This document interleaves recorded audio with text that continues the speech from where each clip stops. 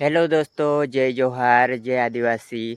ते दोस्तों, मैं तुमको आदिवासी भाषा से यो कहना चाह रही कि हमें पानी भयंकर पड़ रही दोस्तों। ती खुदरा ज़्यादा कमाई रहे ते तुम सोची समझीन गाड़िया ने खुदाड़िया करो यार दोस्तों। कहा कि आजकल ज़्यादा को पानी पड़ रही दोस्तों, आपको मालूम नहीं रहे यहाँ कतरो पानी छे काई छे। ते दोस्तों हेरमा जो वीडियो देख ले वो पहल तुम तू मोटरसाइकिल छोड़ दे रे। बच गया बच गया बच गया।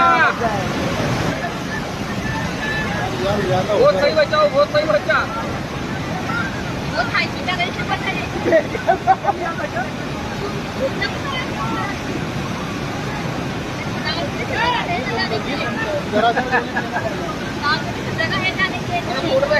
ते फाइनली दोस्तों जैसा कि तुम वीडियो देखा तेरो में तो तुम समझी जाशे कि मी पानी दाहड़ा में कशकाई गाड़ी चलानो छे, एने खुदरा कशकाई देखनो छे। जे देख लेजो दोस्तों। एने वीडियो वायरल लगे हो तो लाइक कर देजो ने फॉलो कर लेजो ने सब्सक्राइब भी कर लेजो दोस्तों। जय जोहार, जय आदिवासी।